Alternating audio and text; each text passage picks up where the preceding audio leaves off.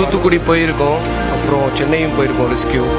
இந்த அளவுக்கு கொடூரம் வந்து நம்ம பார்த்ததில்லை. கண்ணு கலங்குற அளவுக்கு நம்ம வந்து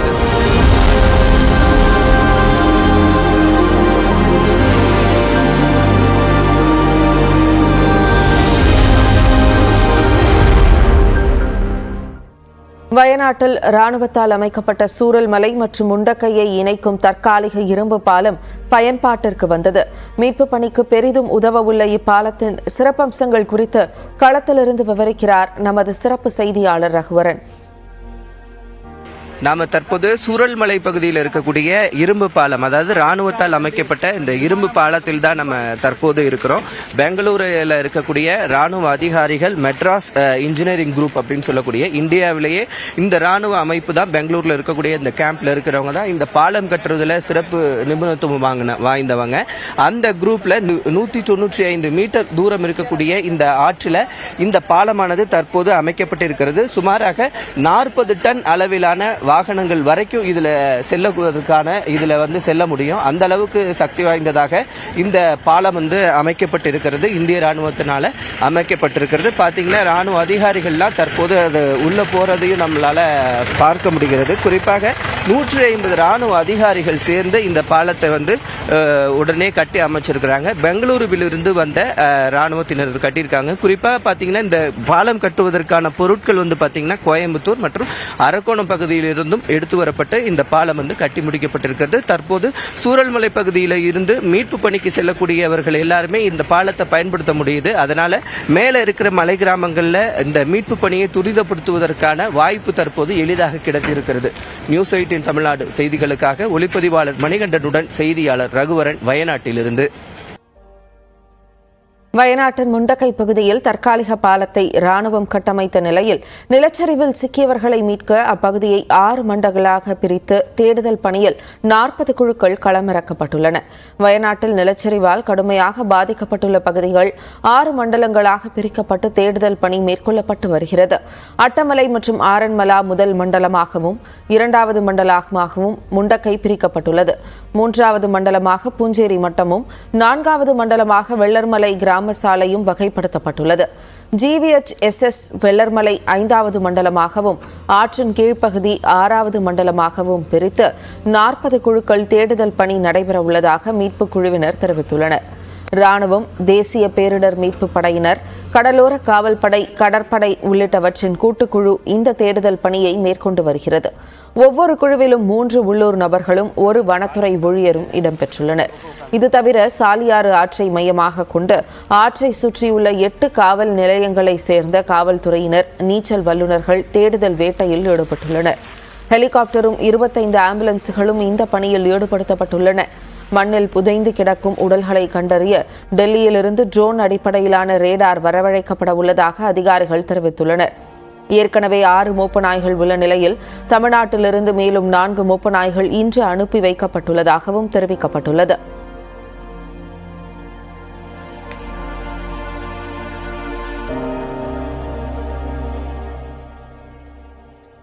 வயநாடு மாவட்டத்தின் சூரல்மலையில் 300க்கும் மேற்பட்ட வீடுகளை நிர்மூலமாக்கிய பேரிடர் அங்கிருந்து உயிர் பிழைத்த சிலரின் எதிர்காலத்தை கேள்விக்குறியாக்கியுள்ளது.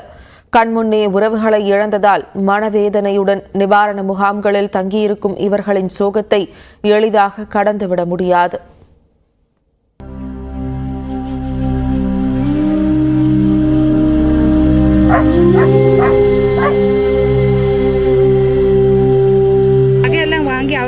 அடுத்த ஆளுங்கிட்ட வாங்கி பேங்கில் வச்சுதான் வீடாச்சும் இருக்கட்டும்னு நான் அதை வீட்டிட்டேன். இப்போ வீடும் போயிருச்சு. ரொம்ப கஷ்டம், ரொம்ப கஷ்டம். ஒரு ராஜ்யே போய், ஒரு கிராமே போய். 40 ஆண்டுகளுக்கு மேலாக சூரல்மலையில் வாழ்ந்த மக்களின் வேதனை தெரிக்கும் குரல்கள்தான் இவை. இனி சூரல்மலைக்கு செல்ல முடியாது, அங்கு எங்களுக்கு எதுவுமே மிச்சமில்லை என்று கூறும் அவர்களின் வார்த்தைகள் இயற்கை பேரிடரின் கோர தாண்டவத்தை உணர்த்துகின்றன. ஒரே இரவில் பல 100 குடும்பங்களுக்கு மரணக்குடியாக சூரல்மலை மாறும் என்று அங்கு வாழ்ந்த யாரும் நினைத்திருக்க மாட்டார்கள். ஏற்கனவே கணவரை இழந்துவிட்ட மெப்பாடி பகுதியைச் சேர்ந்த சாவித்ரி தனது 2 மகள்களையும் திருமணம் செய்து வெளியூருக்கு அனுப்பிவிட்டார். கடந்த 26ஆம் தேதி இரவு வயநாடு மாவட்டத்தில் பெருமழை பெய்தபோது இவரது வீடும் பாதிக்கப்பட்டது. என்ன பண்றதுன்னு தெரியல. ஹஸ்பண்ட் இல்ல, பிள்ளைங்க அவங்க பாடு நோக்கி அவங்க போயிருக்குது. நான் ஒண்டிதான் இருக்கிறேன் வீட்டுல. நான் அங்கங்க சமையல் வேலைக்கு தான் போறேன். சமையல் வேலை செஞ்சு ரிசோர்ட்ல சமையல் வேலை செஞ்சுதான் பொழைக்கிறேன். அன்னைக்கு நான் சமையல் வேலை செஞ்சு வீட்டுக்கு போலாம், மழையா இருக்குது, கெஸ்ட் இல்ல, வீட்டுக்கு போகணும்னா போங்க, லீவ் எடுத்துக்கணும்னு சொன்னாங்க. அதனால லீவ் எடுக்க சொன்னதுக்கு அந்த ஆளு சொன்னா, நீங்க அங்க போனா சேஃப்டியா இருக்குமா, இங்கே இருங்க அப்படி சொன்னதுக்கு நான் அன்னைக்கு போல. அதனால நான் தப்பிச்சுக்கிட்டேன். இல்லைங்க ஞானும் போயிட்டுண்டாவும். வீடு மற்றும் உடைமைகளை இழந்து தவிக்கும் சாவித்திரிக்கு அவரது மகள்கள் இருக்கிறார்கள் என்பது சற்றே ஆறுதலான விஷயம். ஆனால் சூரல்மலையில் ஏற்பட்ட நிலச்சரிவில் சிக்கி தனது சகோதரியின் மொத்த குடும்பமும் கண்முன்னே ഇറந்து പോണதாக വേദനയുடன் தெரிவிக்கிறார் സൂരൽമലയെச் சேர்ந்த വിജയൻ. ഈ സംഭവം നടക്കുന്നതിന് 1 മണി 1:10 എൻ്റെ മോന് ഒരു സംശയം വിചാരിച്ചിട്ട് ടോർച്ച് മേടിച്ച് എൻ്റെ അടുത്ത് ചെറിയച്ഛൻ പറഞ്ഞ ആളുടെ വീട്ടിൻ്റെ അടുത്ത്, അങ്ങനെ അടുത്തടുത്താണ് ഒരു കുടുംബം. ചെറിയച്ഛൻ്റെ വീട്ടിൻ്റെ അടുത്ത് ടോർച്ച് അടിച്ച് നോക്കി വെള്ളം കയറിക്കൊണ്ടിരിക്കുകയാണ്. പുഴയിൽ നിന്ന് കയറിക്കൊണ്ടിരിക്കുന്ന സമയത്ത് മോൻ പറഞ്ഞു, വെള്ളം കയറിയിട്ട് എന്താ നമ്മൾ ചെയ്യാം എന്ന് ചോദിക്കുന്ന കഴിയാത്തവന് ഈ സെക്കൻഡ് കൊണ്ടാണ് ഒരു ഒച്ച കേൾക്കുന്നത്. ഒച്ച കേൾക്കൽ തൊട്ടടുത്ത അളിയനാണ്. അളിയൻ്റെ പേര് സുദർശൻ, മകൻ്റെ പേര് ലെനി. അവരെ വിളിച്ചു, പെങ്ങളെ വലിയ വത്സല വിളിച്ച് കഴിയുമ്പോഴേക്കും പൊട്ടി വന്ന് നേരെ പേരനും വാർപ്പിന്റെ മുകളിൽ വീണ് അളിയന്റെ മകൻ അപ്പം തന്നെ. പിന്നെ അനിയന്മാരും എല്ലാം വന്നിട്ട് വടം വെച്ച് വലിച്ചിട്ടാണ് പെങ്ങളെയും പേരക്കുട്ടികളെയൊക്കെ ഞങ്ങളെ കടത്തി കൊണ്ടുപോയത്. മൂത്ത അളിയന്റെ ബേബി പറഞ്ഞ എൻ്റെ മൂത്ത പെങ്ങളെ മകന്റെ കുട്ടിയും ഭാര്യയും മരിച്ചുപോയി. ഭാര്യനെ കിട്ടിയിട്ടില്ല ഇതുവരെ. അതാണ് ഇത്രയും നമ്മൾ കാര്യങ്ങൾ.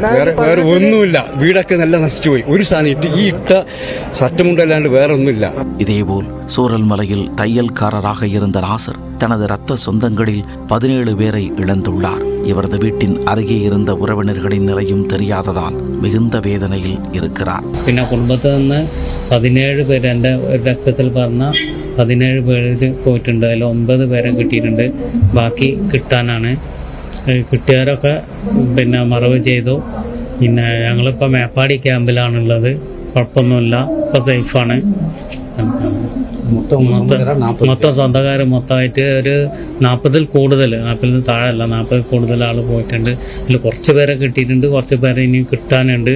கண்முன்னே சொந்தங்களை இழந்த சோகத்தில் இருந்து அவர்கள் மீள்வது எப்போது?